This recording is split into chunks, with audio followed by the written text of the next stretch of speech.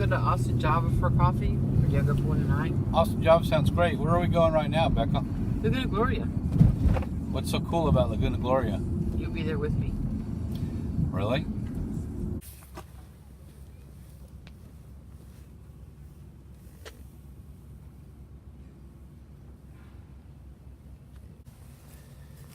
And this is where Cha began. Housed in this little area was the Umlauf Poetess. This is where we had Cha #1, and we all gathered around on this hillside and sketched by Umlauf. And this is still a great spot, beautiful area, surrounded by lush gardens and a Italian villa. Who owned that villa, Becca? Claire Driscoll. And what was her claim to fame? She helped save the Alamo from being destroyed, but she spoke up and said, no, we can't let this national treasure be destroyed. And she put her money down to save it. She was eventually reimbursed, but she had put her money down to save it first. She's a brave Texas woman that comes from a family that originally came from Ireland and settled in the area around Corpus Christi. And that's where their claim to fame was, is they were hard workers, they were ranchers, all people. And she was the president of the Daughters of Republic of Texas. And they did a lot of hard work maintaining the Alamo and lots of other famous Texas historical sites and artifacts.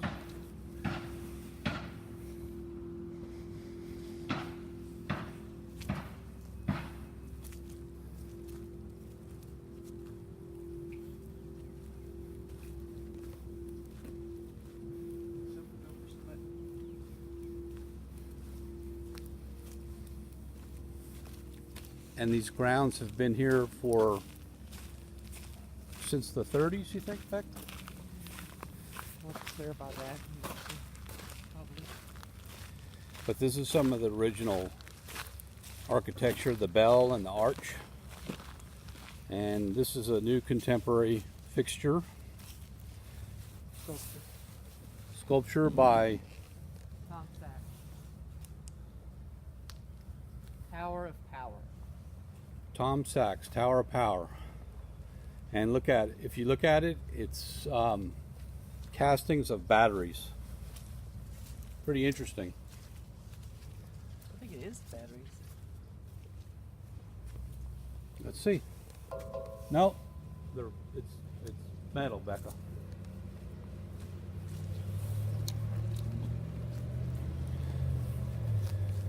And here we are overlooking Lake Austin, right?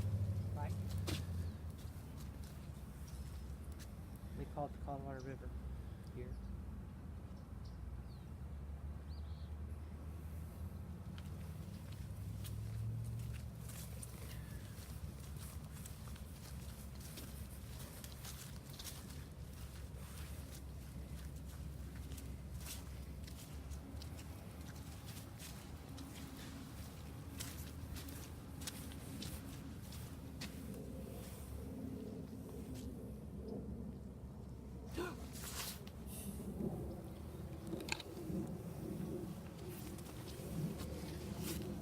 And they have beautiful rose gardens throughout this entire facility. The villa in the background is used primarily for wedding venues now. Back when we did our first Cha, it was completely an art museum, had no other uses other than to hang art on the walls. And now its main use is to host weddings and events during the week.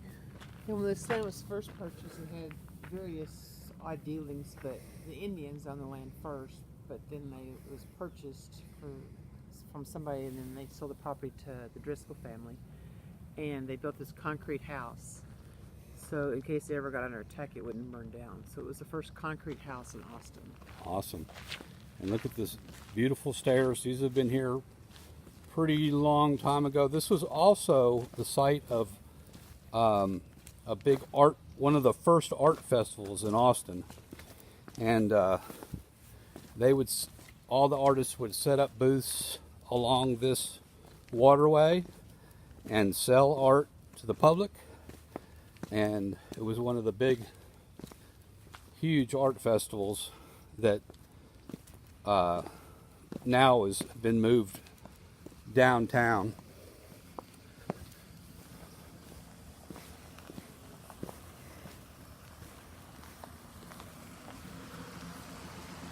And it looks like they're doing some work stabilizing the shoreline, which, it being on the water, is always cause for erosion.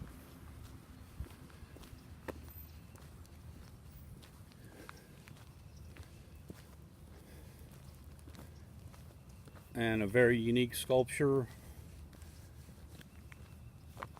and very fitting in its location, is like a lifeguard overlooking the water. What's this one called, Becca?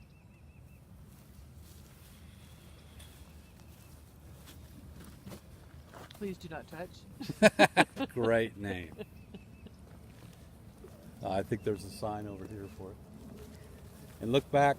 This was actually like a swamp bottom, so you can kind of see how it resembled what they call a boggy palm bottom, which they have throughout Texas.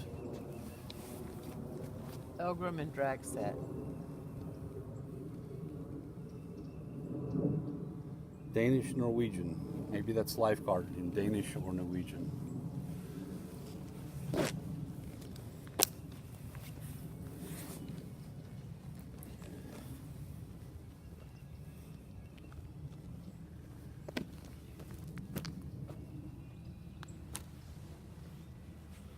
See the palms by the water?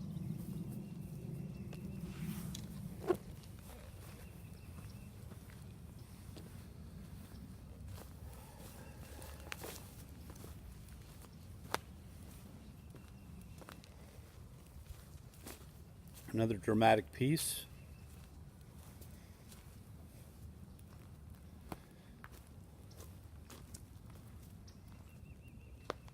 And the great thing about sculpture is it looks different from every angle. So the neat thing you could do is to walk around. Everywhere you walk, it looks a little bit different.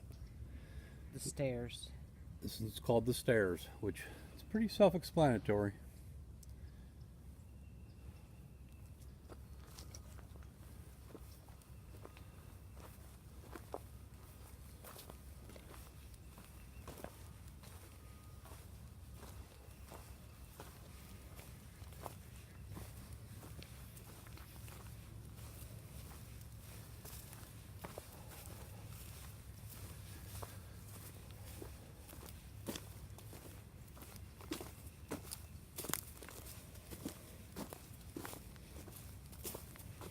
Smells really good.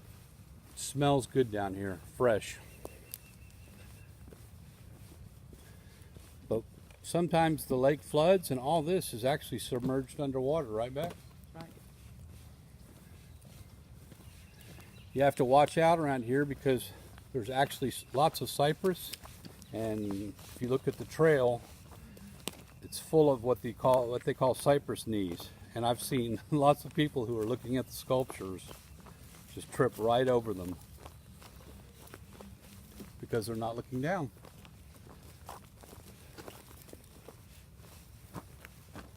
New bridge.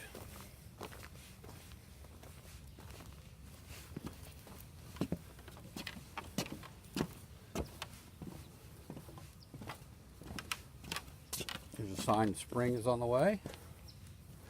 Some flowers in bloom.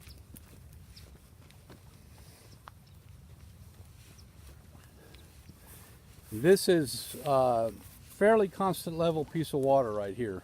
It does flood occasionally, and this year it did, but it usually stays this level. So as you can see, people build their houses on it right across the street at lake level, and it's usually full of boaters during the summer, right, Becca? Right.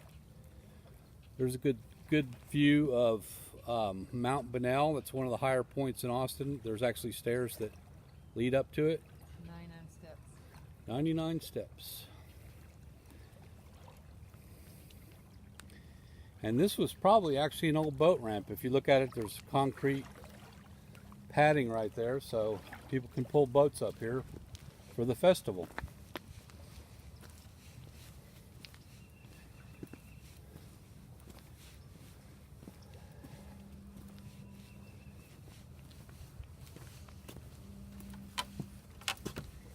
I like having this bridge. Little iffy. The bridge is a little sketchy, they say. What's this one say? Here's the sign for it.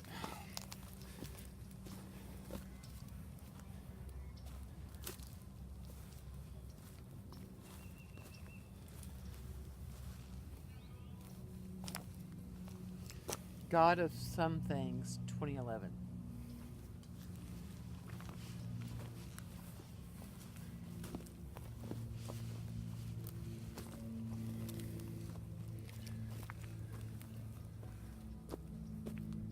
Another very dark contemporary piece, especially in this light. Kind of easy to lose the detail.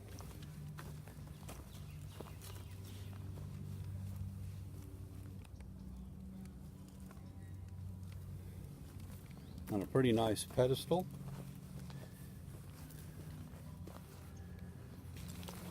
Here's the remnants of a cedar stump. And in through the swamp, we'll get to our next piece.